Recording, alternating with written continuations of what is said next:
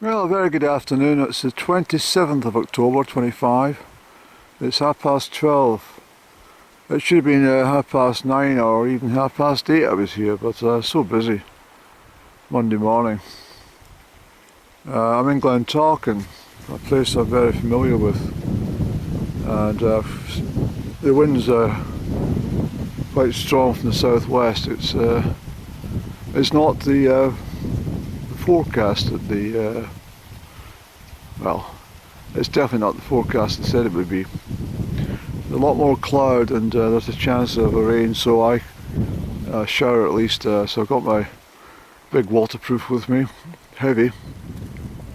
I've just walked up from the Four Seasons Hotel up this path, and it's a very steep gradient for quite a distance, and if you're not terribly fit, it would put you off the time you got about 200 yards up the path. So we've come quite a bit up the way. I'm thinking of going up to doing, what's it now, Meall Fiadh or something. Of course I've not got my map. Can't find the map for this region. I've put it somewhere, but I don't know where. I think I've just remembered where I put it, Eddie. I think what we'll do is we'll go up onto that little place up there, conscious that the daylight won't last, so I want to be off the moors by certainly by after 3 o'clock. And Lochgarn and stuff. I've filmed a lot up here in Glen Tarken in the past,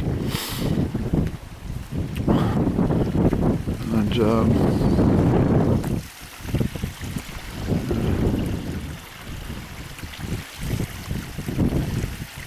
so we'll stride out and we'll get up and see where we are when we get up onto that little knoll.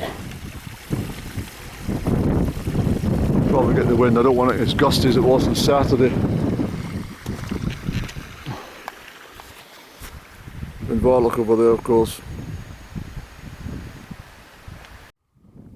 There's a little bench over there, a resting place for the beaters probably when the shoots are on. So I think what we'll do is have a cup of tea, Andy, before we do anything. It's Monday morning. I had to contact my broker. He was over in Stuttgart for the weekend and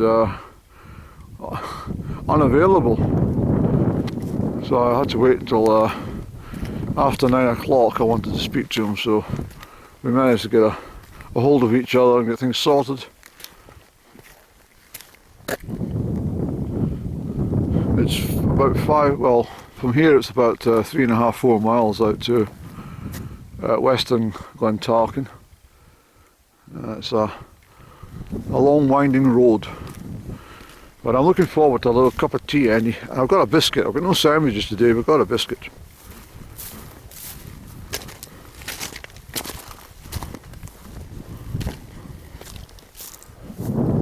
That's where we're heading, up that way.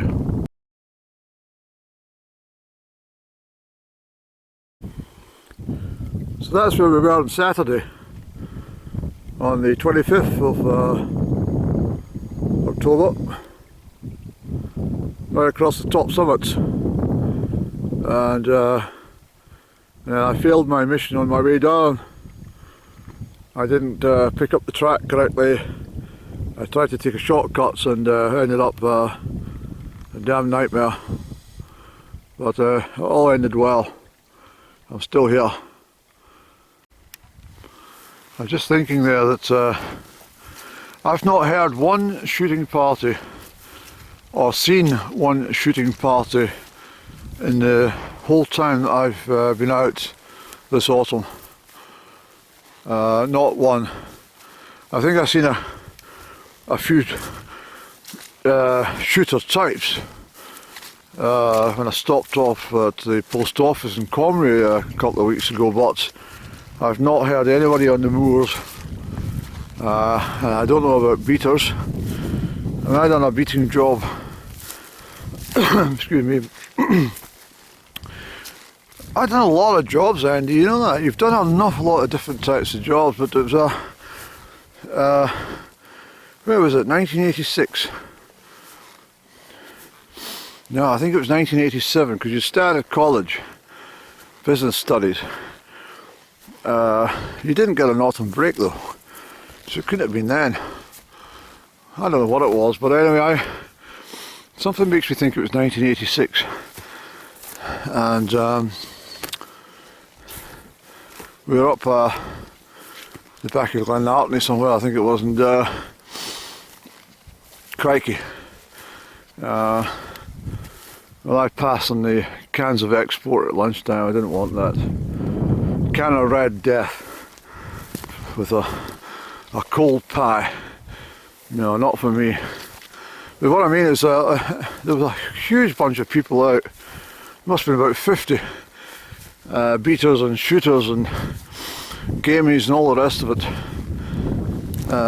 Several Land Rovers and Jeeps and stuff, and nothing nowadays. Again, it's just an observation, but I don't know where they are. There's been such a change in everything in the last 40 or 50 years. I don't know what's happening. It's bloody well, let's get up anyway, Andy. It's just after 1 o'clock. We've done with it pretty well to get here this quickly. I'm tired, the legs are heavy, but we'll try and get up there for 2 o'clock.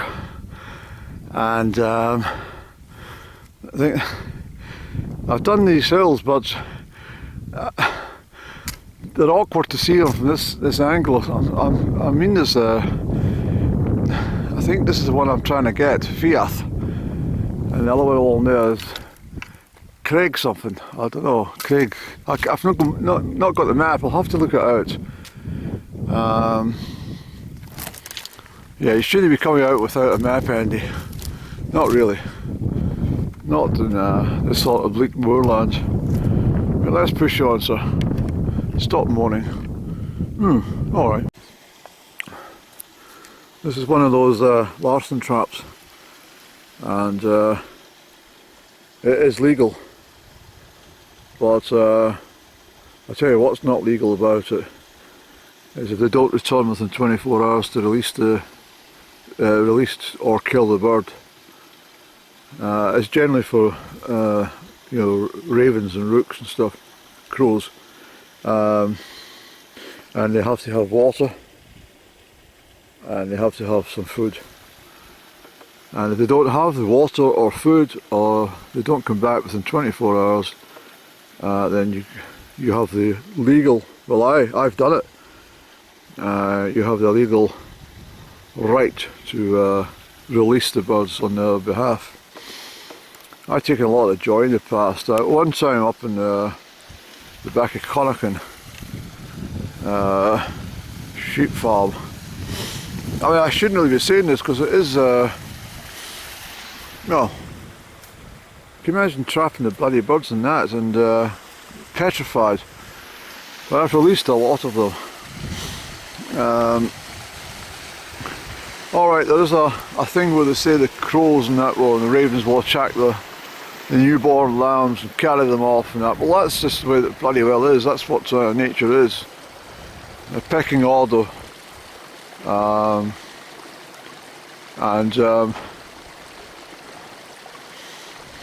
know, it's just the law of the animal kingdom. If the lamb is unlucky enough to be carried away, then that's the way it is. But the farmers and shepherds look upon it as well, it's money down the drain. It's their investment has gone fucking down the throat of a raven. When I up at the back of Connaughton, I couldn't bear to see the three crows trapped. The expression on their face was help, and I couldn't have lived with myself to have walked past them that day. I said to them more than one occasion, I can't do anything about it. And I think one of them looked at me and said, "And who the hell's going to see you?" I thought, I'll take a chance. and I released the birds. You ought to see the joy in their faces. These three crows, they circled the whole damn thing, looking down onto it to make sure it wasn't a dream they were having. And they looked at each other, free. Well done, Andy, thank you. And I think that's why the three crows always sit on the roof of my house or across the street, and why the crows always come to my house. I think it's a generational thing. They got word and passed it down. Andy, he's a good chap. He'll let us go and visit him. He'll give you a morsel of food as well, and he'll look after you. But I have released a few birds in my time. I think it's very, very cruel, really cruel, and I think it should be banned. It's not good management. It's not the way to manage what they consider vermin. If they take a shotgun to the bird, well, that's it. It's gone. It's dead. But to keep it in a trap like that for hours and hours and hours, the bird is naturally wanting to get out and fly, and when sundown comes it wants to be at its rookery, and it's just damn cruel. And you have foxes and stuff all prowling around, and you know, polecats and stuff, and it's terrifying for the birds. So no, fuck them, that's what I say. Let's get up this hill, Eddie.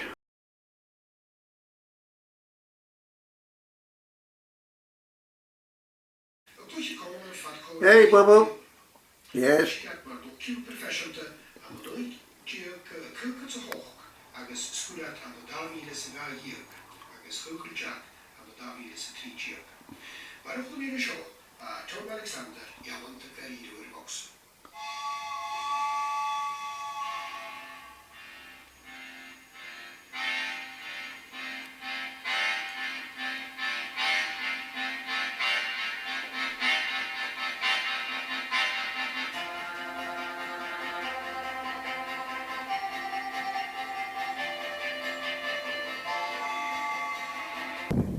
So we've got some company at the top, I notice.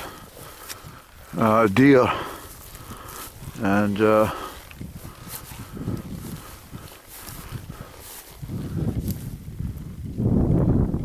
it's a bleak landscape, Andy, isn't it? That's the one we'll head over afterwards and do that. That's that Craig, I think it's Craig something. Can't remember what it's called. And as I'm saying, it's when the mist comes down, there's nothing to focus on, and you can get, you know, terribly disorientated up in low cloud. It can be quite a sensation to the brain, especially if you can't see 30 yards in front of you. Ah, come on, Andrew. It's time to move up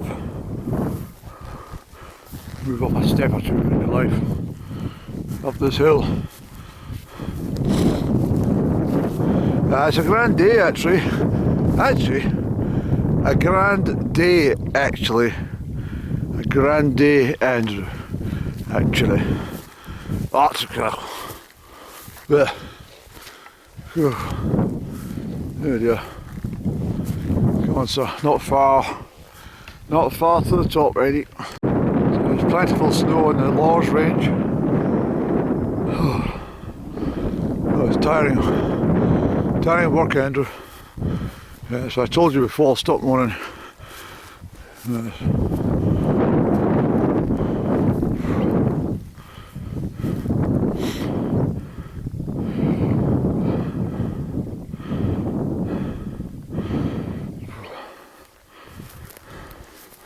You probably hear me out of breath, but no wonder. There's an 8. 10 to 2. That's taken me less than 2 hours to get up here from Four Seasons Hotel. So, Yes, because I zipped in to see the receptionist and say, I left my car in your car park, please, because when I come back down, I like to know it's in a safe place. She said, that's fine, Andrew. And then I got myself prepared, missed a cup of tea, I just didn't bother. Just got the boots on and stuff and organised and set off at 12 noon exactly. Well, 2 minutes past 12 to be precise. There's that Loch Baltichan. So you can see that's the area we did on the 16th of October over that way. And, I might leave these ones today and do them again because it's taken 2 hours to get up here. It'll take me a couple of hours to get back, and that will be 4 o'clock, and already it'll be twilight. Well, not quite, Eddie, but you know what I mean. The sun will be low and darkness will come, and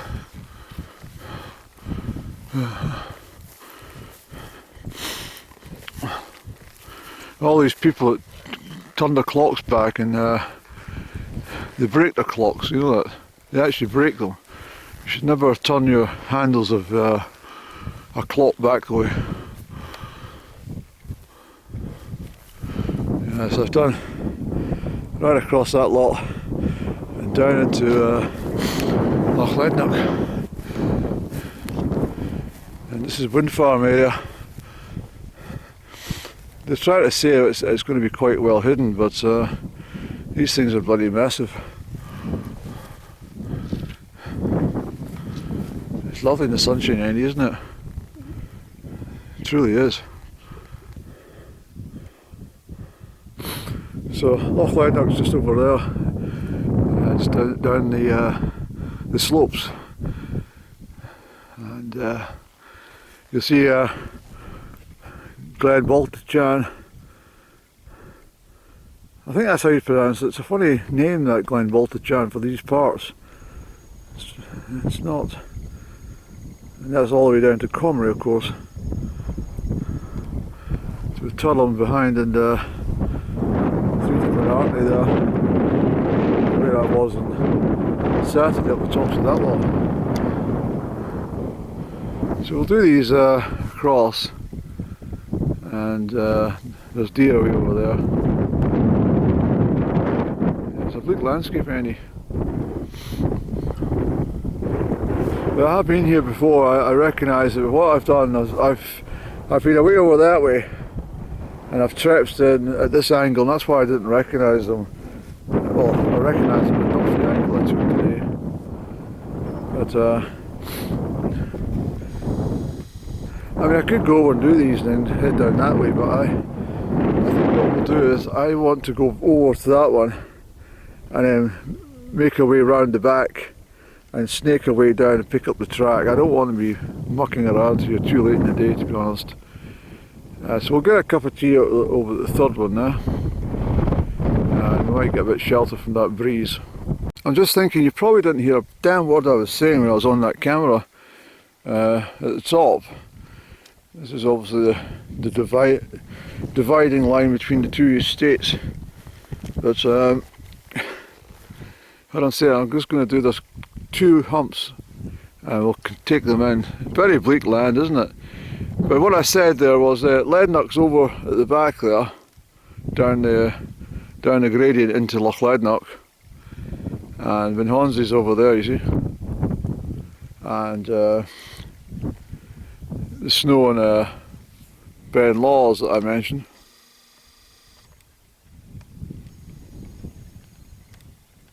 Ben Glass. And what else we're going to say?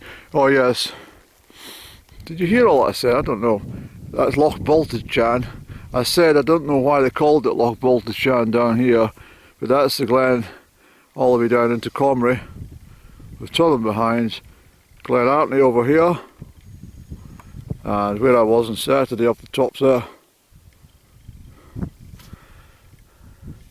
So I'm going to leave these little dumplings, and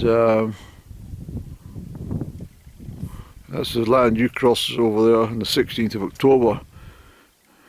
I could do these, but I want to slip in a couple of the humps here and then follow my footsteps back up and do the final one along the western edge of this range, and then snake away back down to the track. And what I was trying to say, if you didn't hear me above the breeze, was that I want to be off the hill before twilight. Hello there, how are you getting on, sir?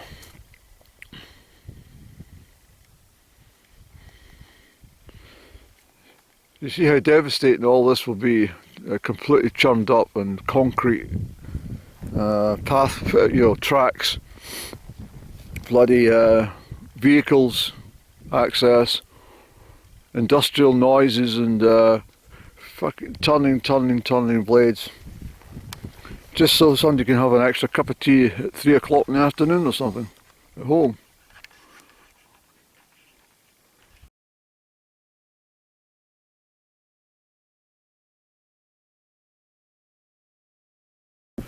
Alright, it's 2 o'clock exactly, Eddie.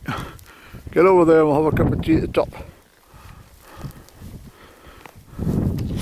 Yes, I've definitely done these, I have to say. Back in 2015 I think it was. Yes. Yes.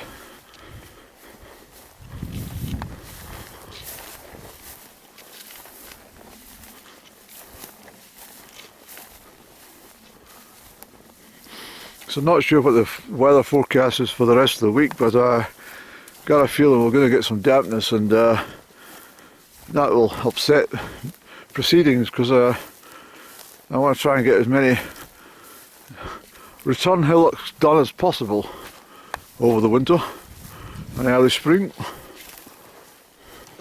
I just want to keep wandering, that's what I want to do.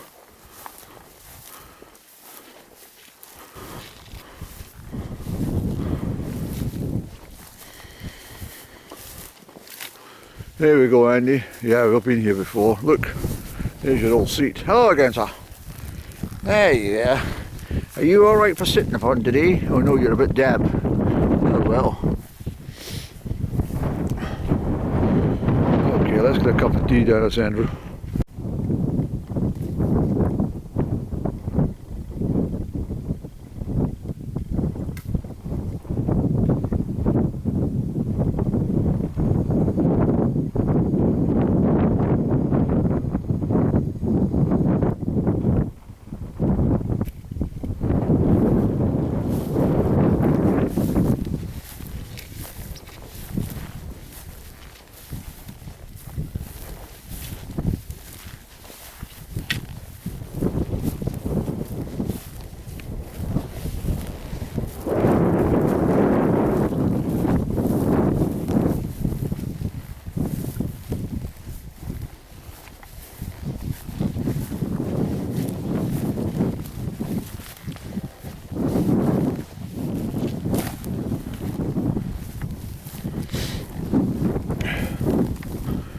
This old fella's been hit by a lightning bolt.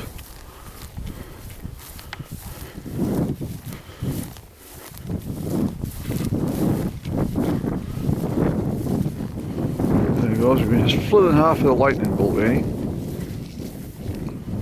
Definitely. Nice for a little house for the sheep though.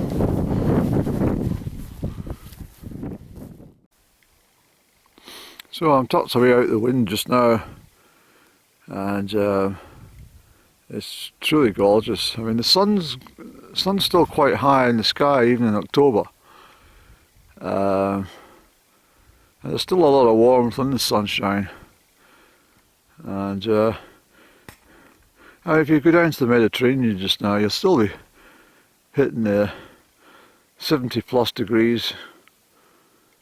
You know, be very pleasant. You know, maybe even up to the 80s. 25, 26. I like 20, 22, 23 degrees. I don't really like it too hot. Not really. About 23 degrees, maybe a high of 25 and a low of 21 or something at night time, 19 or 20. I think I need to go away somewhere to get some proper winter sunshine, I think, Annie. And we'll see. I can't really bother travelling just now. I don't know what it is. I can't be arsed with all the carry on.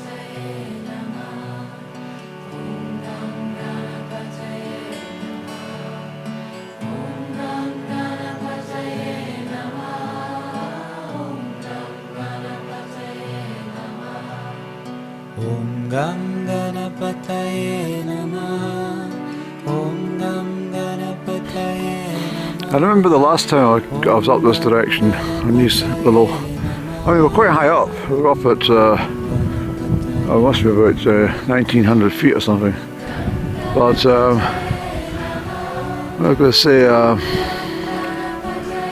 always have an element of sadness where I always think to myself, when I'm on the hill I won't be back again. I used to say my goodbyes to the hill and say, well, thanks for having me, and we may never meet again. But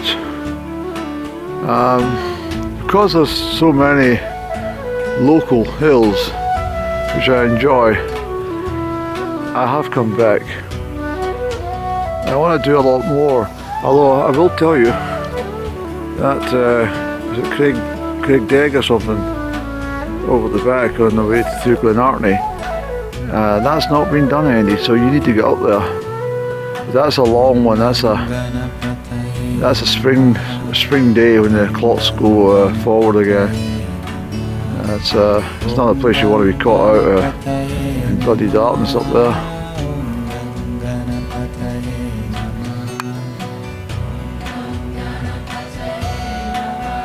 I've walked the route through to, or from Adonig, and I've walked that route which splits between Invergeldy and Benhonsey. You go up Benhonsey so far and then you take a left through the glen and right down to Glen Almond and then out to Althenanegg. And I've done these several times. I've had a lot of memories from all these routes. It's just a pity in the earlier years when I've done a lot of it that I didn't have a camera, or at least had even an Instamatic camera taking snapshots. Well, I was on my own, so it's not possible to do, is it? And yeah, I would have loved to have had a much better physical record of lots of my movements in the mountains and all the different passes. I mean, I've covered a lot of terrain, right up to Rannoch and all the rest of it, right over. I've done a lot, but I want to make claim that I've touched every summit between Dunkeld and Loch Ernhead, and I thought I'm quite near it, but I'm not. There's a few that I need to do, and it depends how far south we want to talk about. But I think these ones over there, I have done them over that way, so it's that one there, and I'll look up and see if I've done it the one at the back. Yeah, I'll do these ones.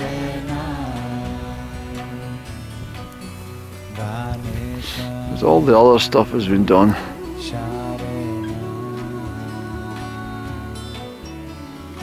Have you done that any over there? Yeah, I think I done it from the Loch Tayside direction. I'm sure I did, Andrew. Fortunately, I've got a good record of all the walks with this camera of mine, but I didn't journal the events in an actual diary. They're all dated, of course, but because they're all held in external hard drives, it's access to them is very, very time consuming. I've got to check each date, and if I want to take the information, I've got to transfer it back onto my PC. And the PC takes up there's not a lot of room on a PC, not really. And with this bloody Windows closing down, Microsoft closing down Windows 10, I've had to specially buy an extra year's servicing from them to keep my computer active. It wasn't a lot of money, but it's still so it gives me 12 months to from the 14th of October 25 and to get a brand new what do you call it, hard drive. So the next hard drive I get, I'm not going to fuck around with 1 or 2 gigabytes. I want to get something like 4 gigabyte or something like that, so that I've got plenty of room for everything to be stored in the one place.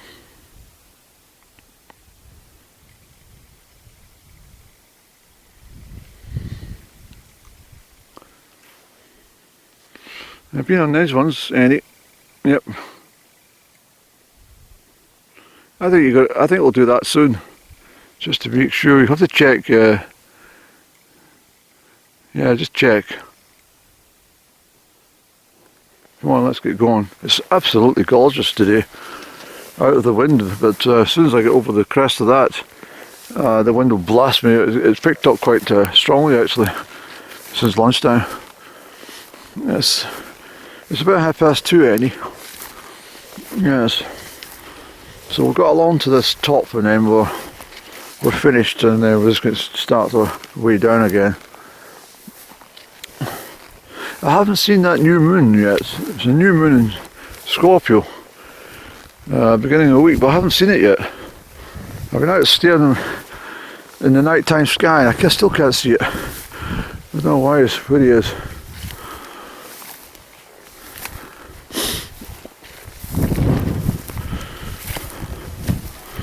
It's hardly a new moon now. Give it to the wind.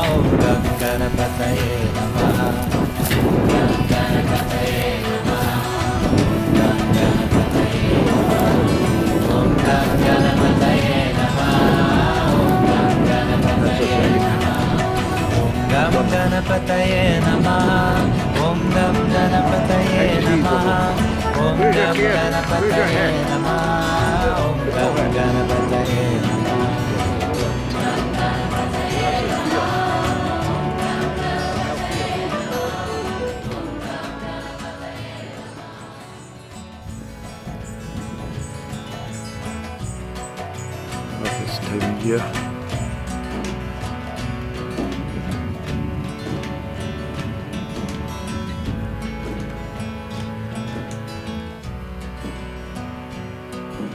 Well done, Andrew.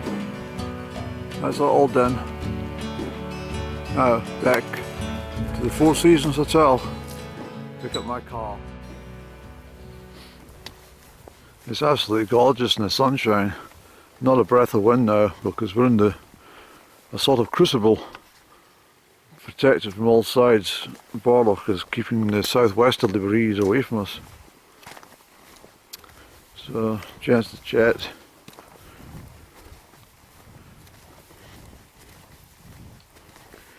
So I've talked often about Glen Tarken, where the McNabs from Killin carried over the boat in order to attack the niches at Niche Island, the castle. It makes me think that Loch Earn was indeed much larger, much wider at one point. I'm not sure what's happened, but I mean, you could actually swim out. You don't need a boat to get to Niche Island nowadays. But so it makes me think that the loch at some stage was much deeper, much wider and much longer. I mentioned recently that perhaps at some stage in history it stretched all the way out to Dalhousie. It's just a thought.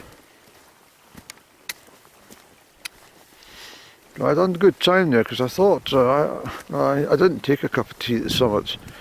There wasn't much point, but I did stop for a cup of tea at the benches, remember? So that was another 10 minutes or so that I didn't calculate in. So I done quite well to get from 12 noon up to the tops for 2 o'clock.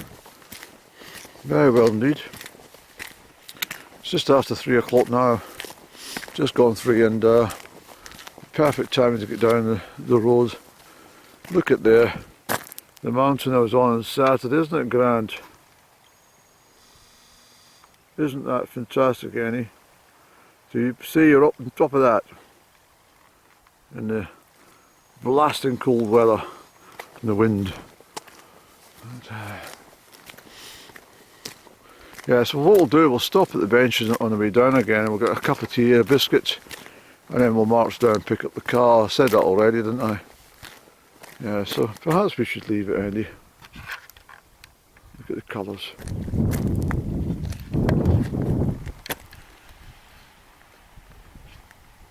We've been away up that one.